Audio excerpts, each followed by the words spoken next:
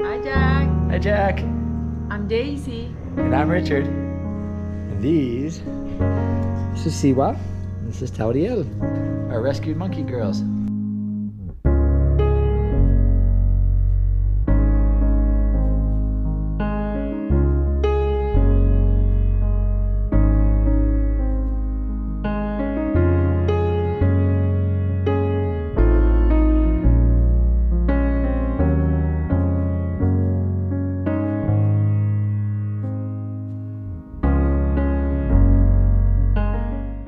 Our spider monkey girls are one of the more iconic animals of the subtropical and tropical forests that are endangered throughout Mexico. They are ambassadors for a habitat that is highly endangered. This habitat includes many other species such as howler monkeys, tapirs, peccaries, toucans, macaws, resplendent quetzals, harpy eagles, jaguars, ocelots, and many other mammals, reptiles, and amphibians, a vast array of birds, and thousands of species of trees and plants. There are 32 states in Mexico.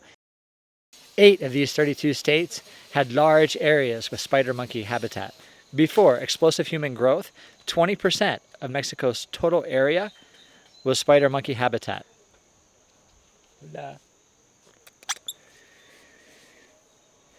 Unfortunately, in 2023, just 1.2% of Mexico's total area still has spider monkeys. The 3 most important reasons why spider monkey habitat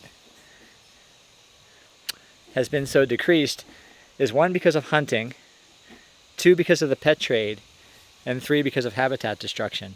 Fortunately, why there are federal laws that protect spider monkeys, these laws are seldom enforced. Being that these laws are seldom enforced, the median individual income in Mexico is $3,000 per year, and a baby spider monkey can fetch between $500 and $2,000 on the black market. There is little incentive for conservation. The sale of just one baby or young spider monkey can bring in a substantial amount of income for a family. That sale could bring in a third or up to 2/3 of what that person's individual income might be for the entire year. As you travel throughout Mexico, you seldom see wildlife, except for the occasional squirrel or iguana. Animals have been hunted out. With incomes being so low, if there's an opportunity to shoot a wild animal and serve it up for dinner, that's what usually happens. In the countryside in Mexico, Mexicans are really good at preparing wild game. This includes armadillos, iguanas, deer, peccary, and many other animals.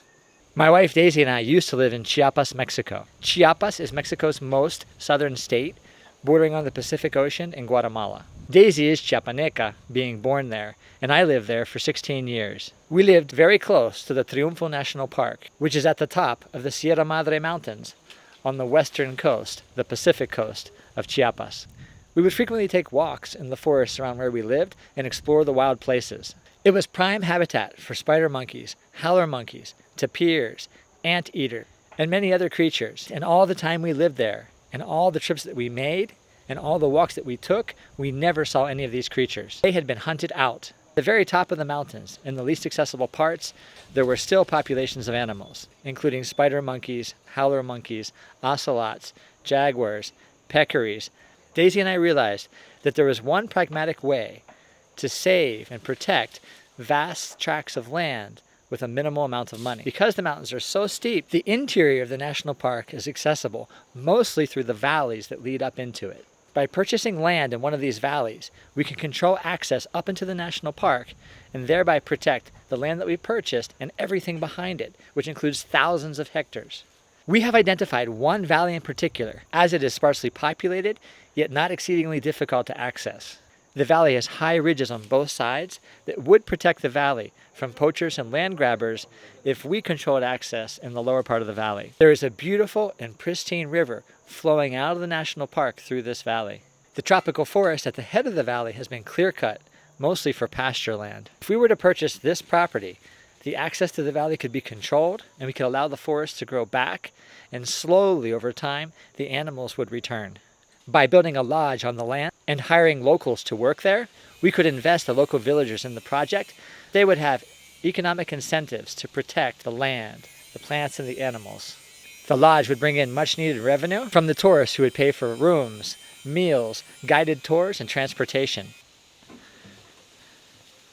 Over time, the reserve would become economically self-sufficient. Fortunately, land in the area is very cheap by international standards, costing between $4,000 and $6,000 US per hectare. There are 2.5 hectares in an acre, so the land costs between $1,600 and $2,500 US per acre.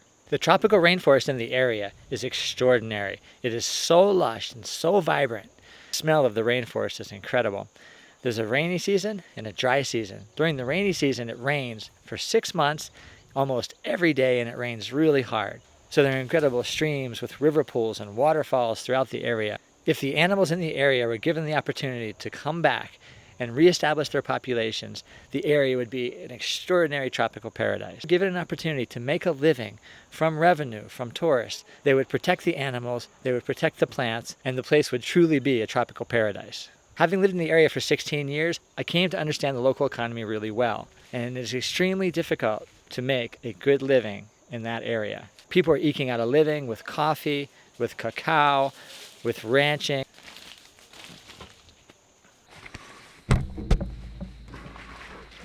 Siwa! Siwa! Where you going, Siwa? Where you going, Siwa? No, no, no, no. So given the opportunity, people in the area, given the opportunity to make a living protecting such beautiful creatures,